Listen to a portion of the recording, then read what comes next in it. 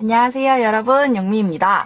오늘 제가 촬영할 영상은 더 뉴 스파크에 대한 유지 비용에 대한 영상을 한번 찍어보려고 해요. 많은 분들이 궁금해하실 거예요. 왜냐면 저 또한 궁금했거든요. 차를 사면 대체 얼마만큼의 유지 비용이 들까? 사람들이 왜 차는 최대한 늦게 사라고 할까? 차를 사면 왜 돈을 모으지 못하니 최대한 늦게 사라고 하는지 저는 몰랐거든요. 근데 차를 사면서 알았습니다. 대체 한 달에 얼마나 들고, 연간은 이제 뭐 한 달치를 계산해보면 알겠지만 계산을 저는 하지 않았어요. 하면 마음이 아플 것 같아서. 그래서 이제 사회초년생이 스파크를 타기에, 그리고 경차를 타기에 어느 정도의 초기 비용이 들고 어느 정도의 유지 비용이 드는지에 대한 영상을 한번 찍어보려고 합니다. 궁금하시죠? 돈에 관한 내용은 다 궁금해하실 거예요. 왜냐면 전 그렇거든요.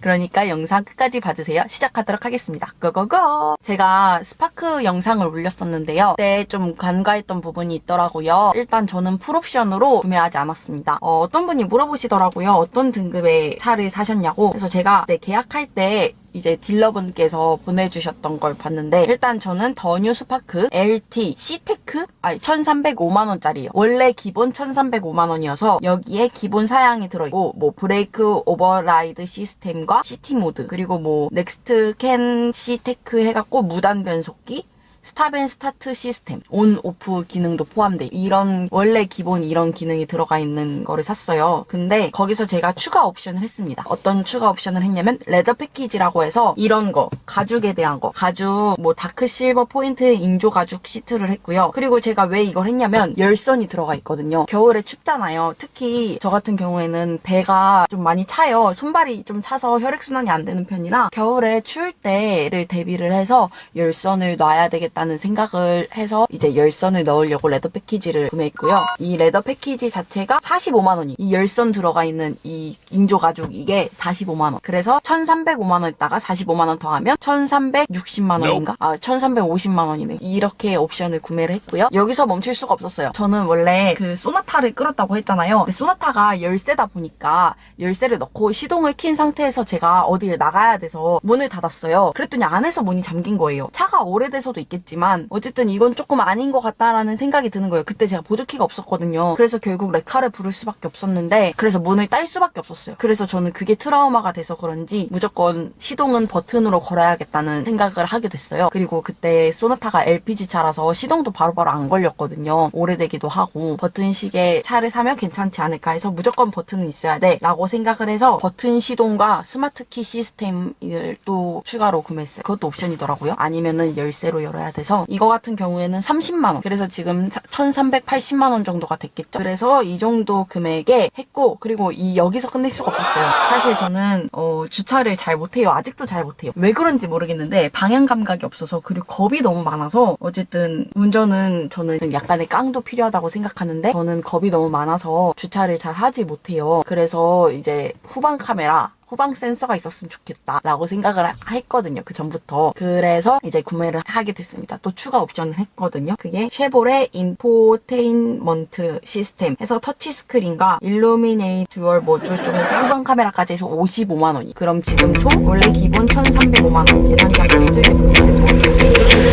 돈이 1435만원에 샀습니다. 1435만원에 샀고요. 여기서 할인이 이것저것 들어갔다고 해요. 어쨌든 일단은 여기서 할인도 들어가고 뭣도 되고, 막 차대 비용, 부대 비용 뭐 이런 것도 막 다 들어가고, 여러 가지 등등등등이 들어가고, 뭐 보험 뭐 어쩌고 해가지고 할인도 받았는데, 이게 2019년 차긴 한데 1월인가 3월 차였어요. 근데 제가 구매할 때가 4월이어서 그게 달수에 따라서 또 할인이 된대요. 그래서 한 30만원인가 또 할인을 받고, 그리고 그 당시에 그 달에 스파크 할인이 있어서 이것저것 할인을 받아서 한 60만원 정도 할인을 받았고요. 그리고 제가 이제 초기 비용으로 500만원을 먼저 선결제를 했어요. 그래서 원래 여기 1435만원에서 500만원을 빼면 935만원인데, 이 935만원이 아니라 할인도 받고 뭐 부대비용 뭐 이런 것까지 다 나가서 총 제가 900만원을 대출을 받은 거예요. 그래서 제가 그 스파크 영상에서 말씀드렸듯이 제가 앞으로 갚아야 되는 그런 캐피탈의 차이인 거예요. 그래서 500만원은 제가 냈고, 저희 부모님의 힘을 빌려서 어쨌든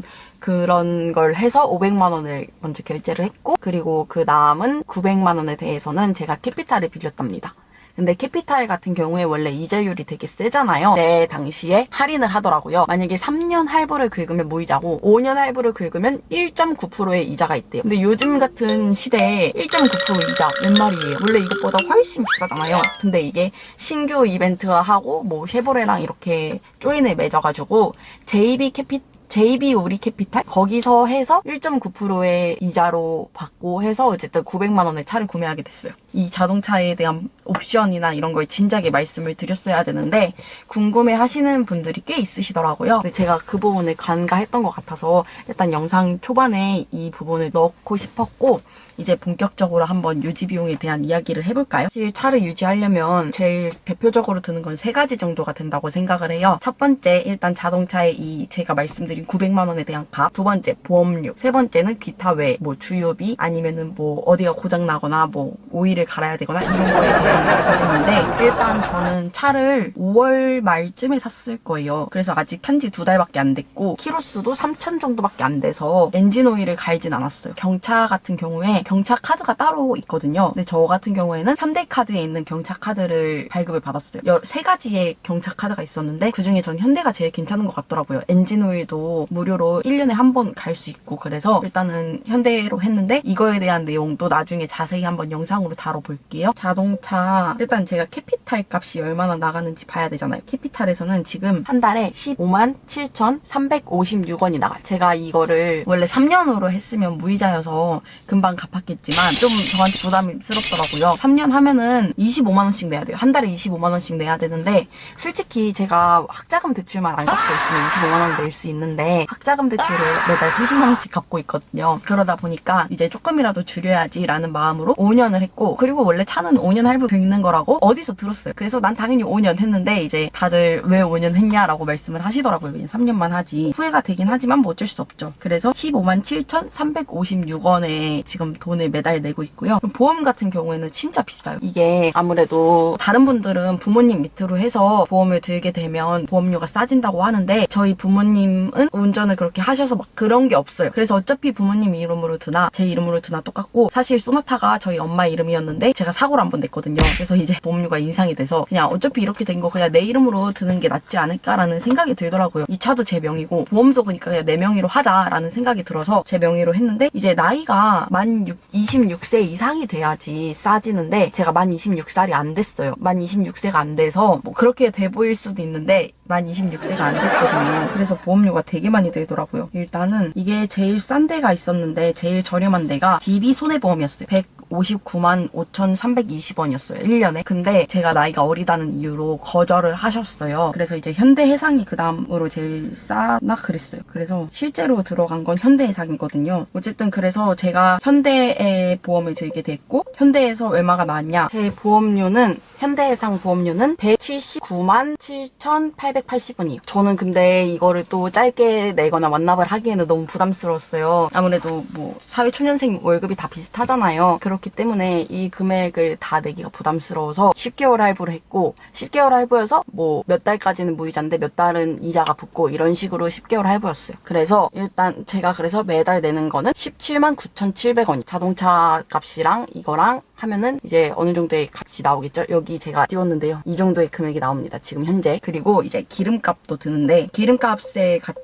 같은 경우는 솔직히 운전을 얼마나 하느냐에 따라서 다 다르기 때문에 이게 정확하다라고 말씀드리긴 어렵지만 저 같은 경우에 평균 연비가 13에서 14가 나와요. 저희 집에서 회사까지가 가는데 편도로만 25km예요. 왕복 50km니까 일주일에 적어도 5번 출근을 하잖아요. 250km 정도는 기본으로 타는 거죠. 이렇게 해서 만약에 출퇴근만 했을 시 일주일에 한 번만 기름을 넣으면 되더라고요. 아니면 더 늦게 넣어도 되는데 저는 마음이 불안해서 약간 기름이 8칸 채워져 있거든요. 근데 그중에 3칸 정도 남았을 때 충전을 해요. 마음이 불안해서 가득으로. 한 번 넣을 때 거의 한 3만 원에서 많이 나오면 3만 4천 원, 뭐 4만 원 이렇게까지 나오더라고요. 정말 기름이 아예 없을 때 한 번 넣었었는데 그때는 4만 2천 원 정도의 돈이 나왔었어요. 그래서 이 정도의 금액이 나오고 그래서 한 달에 제가 만약에 출퇴근만 했을 경우에는 한 달에 한 10만 원 조금 넘게 나오고 여기저기 돌아다니고 하면 20만 원 정도 나오더라고요. 얼만큼 다니느냐 뭐에 따라서 다르겠지만 저는 평균 기름값이 한 15에서 20 정도 나오는 것 같아요. 한 달. 그리고 그거 외에도 자동차세도 내야 되더라고요. 저는 잘 몰랐죠. 차를 운전을 한 경험이 별로 없으니까.